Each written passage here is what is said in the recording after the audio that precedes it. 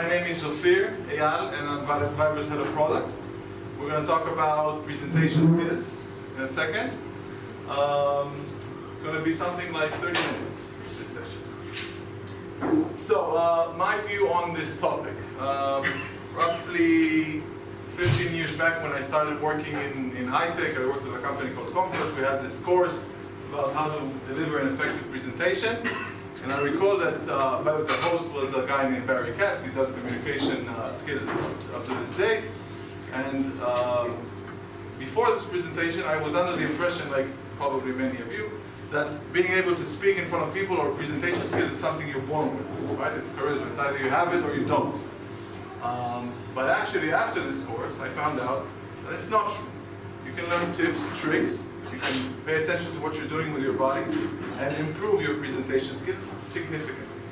So not all of us would be Barack Obama speakers, but if we do pay attention to these things, which are practical, which I'm going to review in the next 30 minutes, we can improve significantly the way our presentations are delivered. And over these 15 years, since this topic is interesting for me, the topic has also progressed.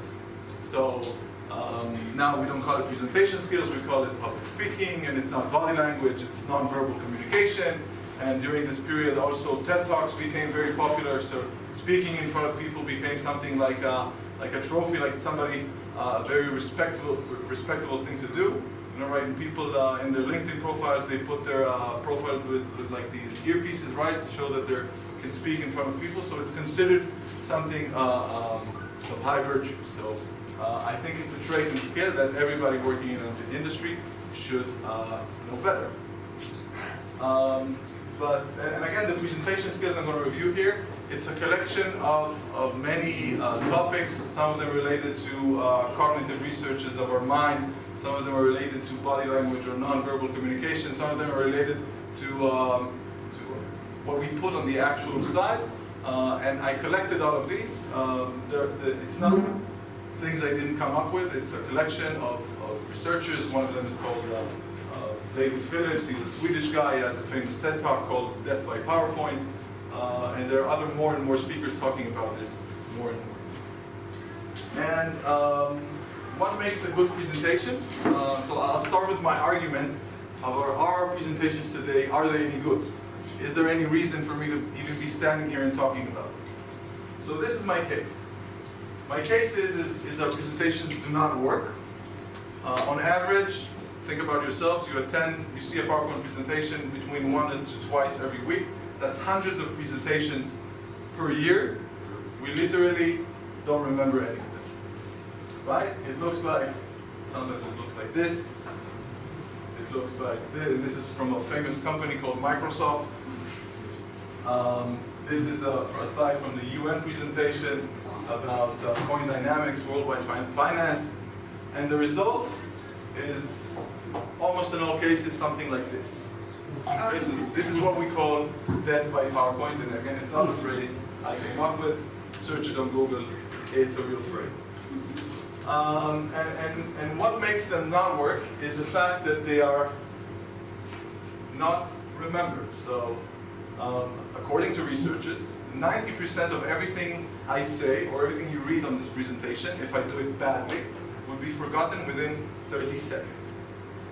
Okay, so if you deliver a PowerPoint presentation with the slides you saw before, a lot of text, a lot of pictures, note that 90% of everything you say will be forgotten in 30 seconds. Now, it might sound harsh, maybe I'm exaggerating, but I'll give you an example. Think about yourself. You're flying abroad, you check in, check your baggage, you get the boarding pass. You see on the boarding pass that you sit in seat J22. You put the boarding pass in your pocket. You start standing in line. 30 seconds afterwards, where do you sit? I have no idea. Take out the boarding pass, J22, put it back in. Go on to the gate, see the stewardess. Good afternoon, where do you sit? I have no idea. The boarding pass, J22, put it back in. Progress, see the guys in first class, business class. You envy them, you continue. Where do you sit? You have no idea. Take it out again, J22. Up until you literally sit inside J22, you do not remember where do you sit. And this is how our mind works. Because we cannot focus on many things at the same time. And this is related to what is called in these researches as working memory. And how our working memory works is the fact that we are not a CPU, right? We cannot multi-process or multi-thread. We can only focus on a single mental thought at one time. Again, you don't believe me, and the women here would say that they can focus on many things and men cannot. But I'll give you more examples. You're at a party, you're talking to somebody, right? There's music in the background, you're talking. Suddenly you hear your name in the background. Somebody's talking about you, right? You hear your name. From this point onwards, you're talking to this person, but you're not listening to anything he has to say, right? You're nodding like this, and you're trying to hear what people are talking behind your back, right? And then you're nodding like this, and you're talking for like 5 minutes. You're not there, right? And you're hoping that you're nodding according to what he says, and you're not selling something to somebody, right? You cannot focus on two things at the same time. Another example, you read a book, right? Oh, all of a sudden, while you're reading, you start thinking, what do I have to do tomorrow? You cannot focus on me and the book in class at the same time. You're reading a book.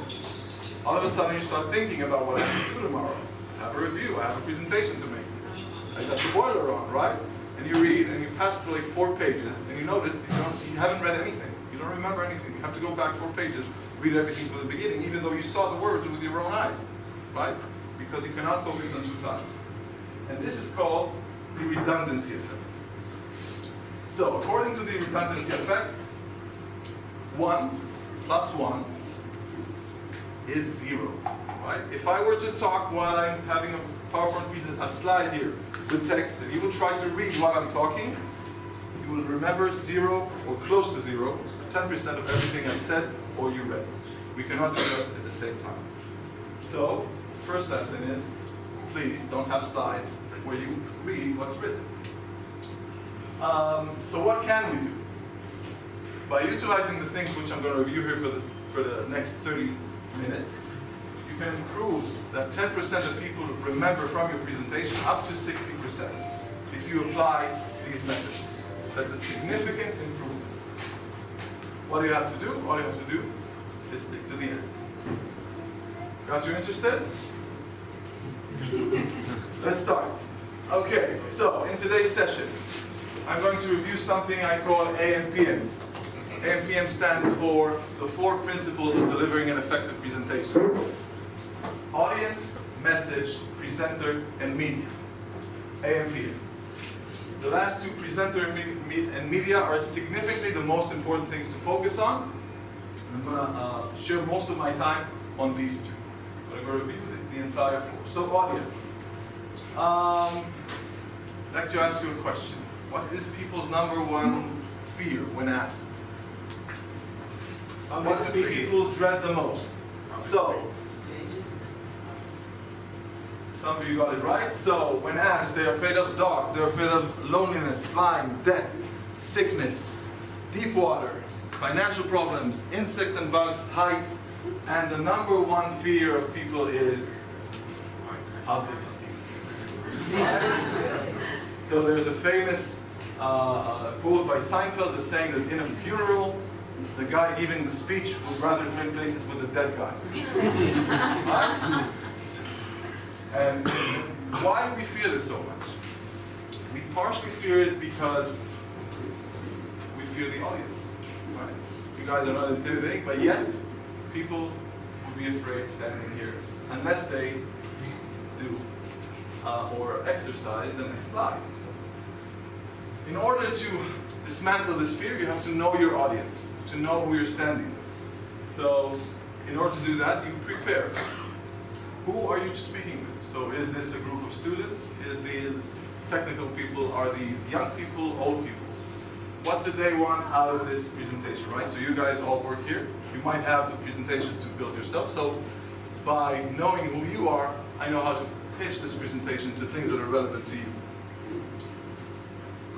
What's in it for you? So again, like I wrote on Viber Israel, it's in it for you because if you have a presentation, if you have an important talk near the end of the year soon, and you want somebody to remember what you're saying, it is important for you to convey that. The level of expertise, again, if I'm talking to technical people, if I'm talking to R&D people, I'll talk differently than when I'm talking to product people, QA people, or marketing people. You have to know your audience. And you, what is the added value that you bring? And that's what I said at first. My added value here is that this topic is interesting for me in the last 15 years, and I've studied. And you adjust yourself, right? So it's the same you all over, but you adjust yourself according to your audience. Again, your tone, your style, according to age, according to the level of expertise of the audience. It's you that need to adjust yourself to the audience and not the other way around. All these contribute to self-confidence and credibility, which are the two most important things a presenter can do. If you want your message to be clear, if you want your message to be received well by the audience, you have to be credible. That's why I wear a white shirt. White represents credibility. And self-confidence. Self-confidence helps you overcome the fear, the number one fear of humans. So that was the audience. What about the message? Now the message is obviously important, but you don't always control it. Sometimes you present a presentation that was dictated by your boss. Or sometimes you just need to present it. So obviously it's better to relate to the message. Because obviously when you relate to it, you're emotionally attached to it and you can do a better job. But even if you don't always control the message, you can control the following things. So you can control the structure of your presentation, and the typical structure of a presentation, like everything in the Israeli army, is divided into three. You start by telling the people what you're going to tell them. Then you tell them, and then you tell them what you told them. It's very simple. No rocket science here. If you were to divide the time of your presentation between these three parts, you would do it like so. An opening of 10% of your time, 80% body of the message of what you're saying, and then a summary of 10%. Right, it makes sense, but we don't always do this. Preparing, and this is a famous phrase which I'm not going to read, I'll let you read it. And how we know that this sentence is 100% correct, because it works in English and Hebrew as well. Right? He who fails to prepare prepares to fail. הנכשל להתכונן, מתכונן להיכשל. Right? So that's a proof that it works. Works in Hebrew as well. Do a dry run, rehearse. Don't assume that if you made your PowerPoint, you're going to do it for the first time, near people, and you're going to get it right. I rehearsed this presentation as well. The duration should not exceed 40 minutes, and that's top-notch speakers can hold people up to 40 minutes. Average speaker, anywhere between 20 to 30. Don't even plan to do presentation over 40 minutes, and that's why you need the rehearsal, because you need to make sure that what you're going to speak and your slides fit into the time frame. And you must have one message per slide, and it relates to our first slide of single mental thought. So one message per slide, some of you would say, okay, I'm going to have one message per slide, I have more slides, right? Ofir, what do? I have more slides. You said we want presentations to be short. But the problem with our presentations is not the number of slides, it's the number of objects per slide. So I don't care, it's not a problem if you have a presentation of 80 slides and you make it 160 slides, as long as you convey the rules of how many objects per slide. One message per slide, we can only focus on one thing at a single time.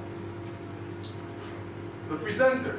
The presenter, and as I said before, is one of the two most important things in AM/PM, and because the presenter is the presentation. Me now, I am the presentation. This is a visual aid helping me to convey my message.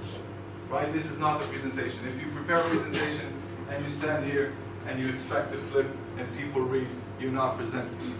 Right? You're doing public reading. You are the presentation, you want the focus to be on you, and you use what we call body language.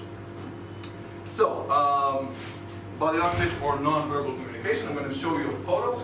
You can tell me, just by looking at the photo, who is this person, what is the situation, is it good or is it bad? Let's see how much we can learn from this body language. Right? What is this person? What is his occupation? Referee. He's a referee. What is he? What's happened here? Warning. Right? Something bad. he points at somebody, we can tell from his eyes and forehead that he probably whistled on a foul or something like that, right? Probably going to take out a red card, not a yellow, based on his eyes. Right? Body language.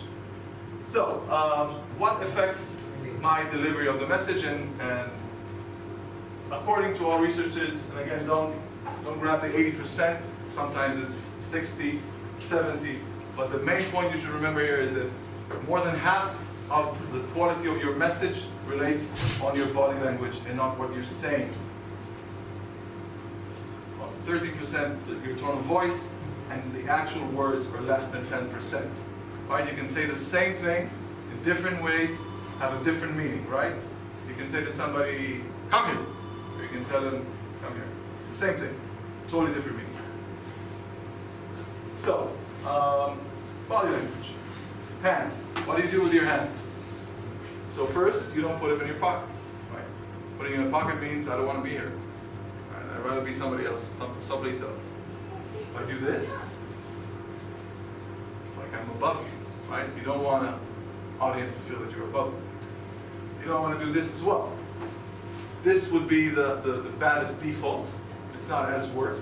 Typically, you would leave your hands to the sides of your body, preferably using them. If you are a hand talker, right, and you try to keep them here by force, it's like somebody's putting a tape to your mouth. So don't do that. Use your hands. Typically, an open hand conveys honesty. Closed hand, dishonesty. Keep your hands open. Attitude and enthusiasm. Right? It'd be different if I was standing here and saying, okay, we need to talk about opening hands, right? My level of energy, my level of attitude and enthusiasm affects your level. So make sure that your level is high. If you're angry, don't be angry before a presentation. Or postpone the presentation. Because it's going to be a shitty presentation. Your voice. So your volume, your pitch, your tone of voice affects the message. And specifically around tone of voice, you see that sometimes I increase my volume, I change my pitch. Specifically about voice, I want to talk about the power of pausing. And I'm going to show you a slide. I'm not going to read it because of the redundancy effect, and I'll let you read it. It's going to show 7 sentences, same exact sentences. Please read them in your head, and every time pause after the underline.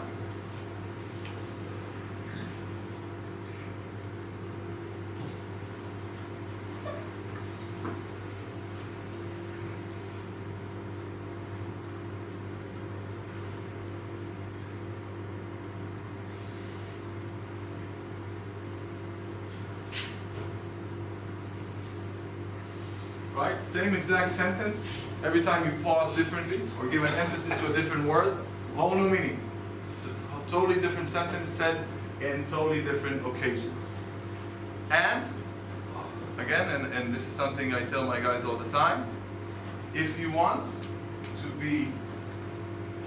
your sentence to sink down, if you want a specific to emphasize something, you have to pause after you say it. Alright, you feel that sinking in? If you want to say something important, don't say it, and then start talking. Pause. Movement. So, movement is important, and you should not overdo it. So if I were to walk here and here, the entire presentation, you get seasick, and you lose focus. On the other hand, if I were to stand still in one spot, it's also defocusing to me and refocusing on the presentation. And again, I am the presentation. This is just a visual aid. So I am moving, but moderately. Trying to be in this part of the room and this part of the room together.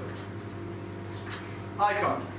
So, eye contact is super important. It's probably one of the most important items on this slide. Eye contact in modern society conveys honesty, right? What do we say to somebody if we want to see if he's not lying? We ask him, look me in the eye, right? How do we know it's true? Works in Hebrew as well. Stakeli ba'inayim. That's what we say to people if we want it. So, avoiding eye contact typically means giving you a feeling that somebody is lying to you. Now, in this audience of 50 more people, it's kind of hard for me to look everybody in the eye but I am trying to do this. I have my limitation of the male brain of talking while looking in everybody's eyes. But in typical presentations, you have up to between 5 to 15 people. You should look everybody in the eye, obviously not at the same time. But think about it as giving somebody attention, right? So you have a boardroom of 20 people, you give everybody attention. And when you do this, when this is a seminar, it's not a 30-minute presentation, and you do this exercise, typically what we do is you take somebody, you ask every person to raise their hand if you gave them eye contact attention, and unless everybody raises their hand, you don't stop. Eye contact, very important. So mind and body relationship. And we know obviously that our minds affect our body. And by the way, this is latest research. So when I did this presentation 4 years ago, this slide wasn't here. Because there are progresses in researches and how people look at this as well. So we know that our minds affect our body, right? If we're sad, we're most likely, if we're stressed for work, we're most likely to get ill, right? You know that? Before you have stress at work, sometimes you get a cold. This has other effects, right? If you are emotionally stressed, you would walk like this, right? If you're happy, you walk with pride. So your state of mind, your mind affects your body. This is known. This is not new. We know this for years and years now. But can it be the other way around as well? Can your body affect your mind? Meaning, can you put your body in some physical state and affect your mental state? So yes, researchers have shown that if you force somebody to do like this for 2 minutes, he feels better. Try it. Put a pencil between your teeth, like this, for 2 minutes, you start feeling better. Same goes with your posture, right? If I were to stand like this, Wonder Woman stand, for 2 minutes, I would feel more powerful. And the opposite, it works against you as well. If before an interview, you would sit outside the interview room like this, all crouched up, right? It will affect the way you enter the room and your self-confidence. But on the other hand, if you were to do high power poses, which again, this, standing on the table like this, or like this, then it will increase your mental state and improve your self-confidence. So yes, our bodies do affect our mind as well. So if you see people before presentations in the bathroom going like this, now you know why. Okay, so what else affects my delivery before we move on to the last point, which is the media. So filler words, I use them as well. It's not that good. People say, like we Israelis have a disease, I call it the basically disease. Right? We basically say basically before everything we say basically. Right? Don't say basically, guys. Try to avoid them. And the key to avoiding them is paying attention to them and rehearsing and making sure you know what you say. We usually use these, our brain fills in these filler words when we're not sure what we're going to say, when we have an issue. When we're not sure what we're going to say, our brains put them in automatically. The way to avoid this is to rehearse and make sure you know what you're going to say. The audience basic needs are met. So for these 30 minutes, I am your captor, right? You are my prisoners. So I should take good care of you as my prisoners, right? If you were in a classroom and somebody wants to go to the bathroom, obviously you should allow it. I should make sure that you're comfortable. I should make sure that the air conditioning is set to the right temperature. Your basic needs are met. If your basic needs are not met, you will not pay attention to me or my message. And the visual appearance. Visual appearance obviously is important. Why? Because of credibility. I made a note about my white shirt. Also, sometimes I see presenters with a stain on their shirt, and all the presentation is focusing on the stain. Nobody's paying attention to anything. And of course, I always like to say that dress up one notch over your typical working day if you have a presentation, right? So if you don't wear a suit, don't wear a suit on your presentation day, but do wear a button shirt, right? Because you do want to convey that you're taking the audience seriously. Sometimes I see this presentation, people come up with these worn t-shirts, stuff like that. It doesn't convey confidence, it doesn't convey the audience, the presenter respect. And I do want you to respect me in order for my message to sink. And humor. This is another common mistake. We typically overuse humor, and it's not because we're not funny, it's because humor is bad because you might offend somebody. Good jokes always offend someone, right, Noam? A good joke could offend somebody. And so it could be a racial joke, it could be a gender joke, it could be a country joke, it could be anything that's funny to somebody but insulting to the other. And once you've insulted somebody from your audience, there's no chance he's going to listen to you. So the rest of the presentation is going to sit there in his chair and curse. Right? You insulted him. So do not insult people. Use humor only if you are very, very experienced and you're sure that nobody will get offended. Media. The last part, and maybe the most important of this presentation, is how we use our PowerPoint. Again, I'm going to give you a quick exercise. I'm going to flip the button and you're going to see a series of dots on the screen. Please count them in your heart.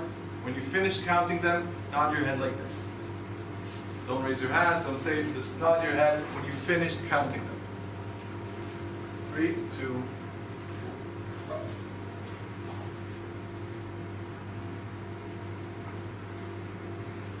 okay, roughly 2 seconds, the average time. Again, new series of dots, nod when you finish counting them. Slightly better, average of 1.5 seconds.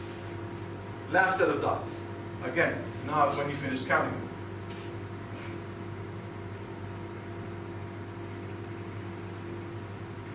Okay, what happens is instantaneously. Once I flip this, the average is something around 200 milliseconds. That's 1/5 of a second. The difference between this and this number of dots, and this is 800% better. Now, why is that? The suggestion is you don't need to count up to with this, it's clustering as well, but my suggestion is that this you see and this you count. So a visual memory, for this you don't need to count. You just see 6. For this, you still need to count. 1, 2, 3, 4. And it takes us 100% more time to count than to sit. So please remember this. Every time you put more than 6 items on your PowerPoint slide, you ask your audience to invest 800% more in their cognitive resources in order to understand the slide. What do you think people would do?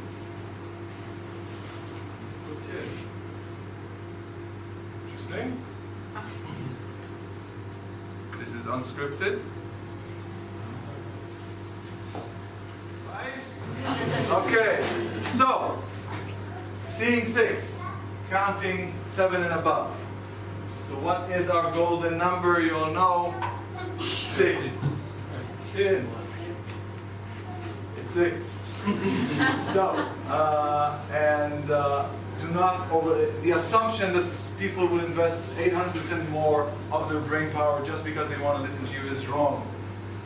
Brain is lazy. The brain doesn't want to invest 800% more cognitive resources on your slide. It wants to think about the next vacation. It wants to do something else. Do not overload your slides. 6 objects per slide. The next effect is called the PSE, the Picture Superiority Effect.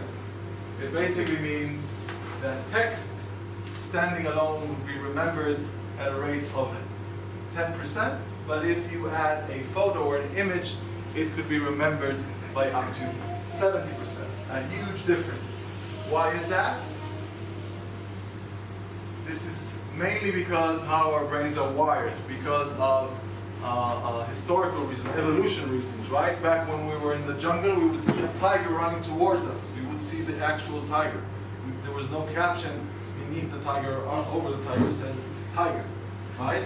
So you see an image first, then you read. Again, this is an example. You're most likely to remember this angry person yelling at his laptop, which is almost what I did 10 seconds ago, rather than the word angry. That's how our brain works.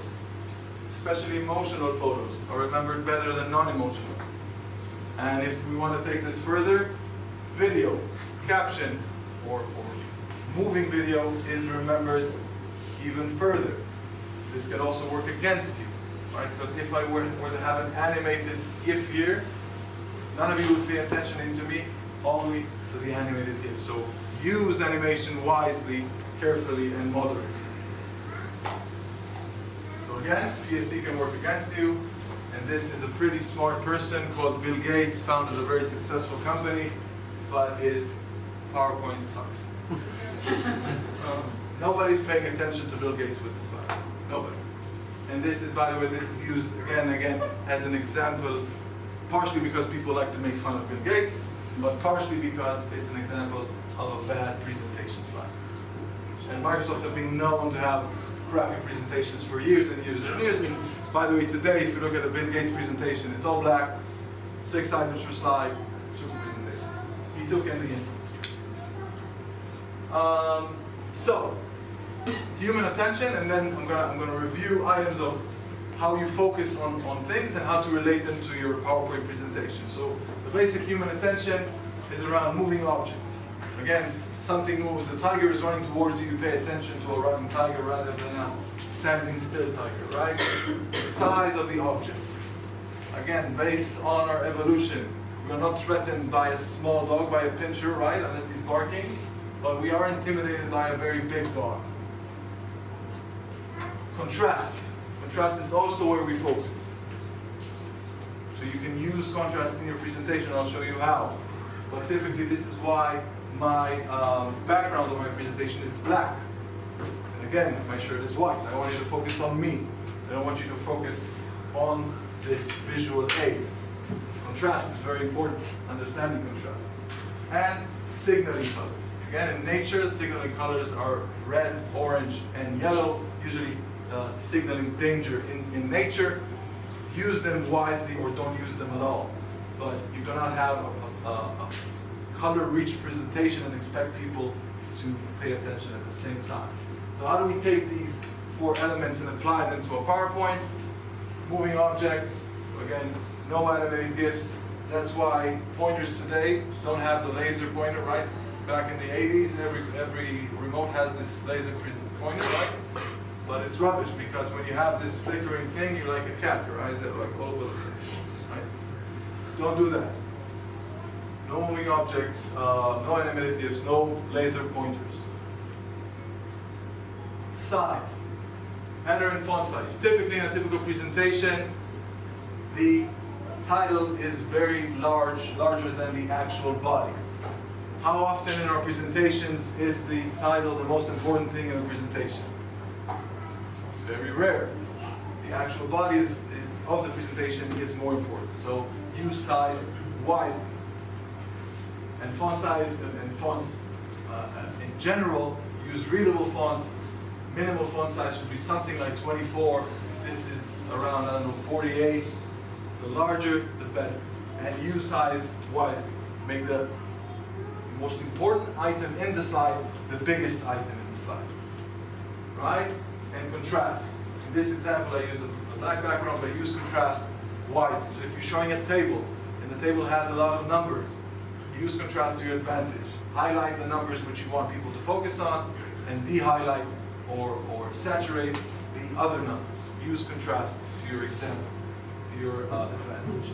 And again, use signaling colors. I'll give you an example that shows how much these 4 principles are crucial. You're sitting with a friend over for after you had dinner, just sitting at the sofa trying to talk, and the television in the background is playing, muted. You're trying to talk to the person, and there's this big motion, size, big TV, high contrast, rich colors, and it's moving. You literally cannot pay attention to anything you're talking to your friend, only on the TV. Use this to your advantage. So, to summarize, to avoid death by PowerPoint, conquer your fears by preparing. Remember audience, message, presenter, media, A and PM. Use your body language, be aware of it.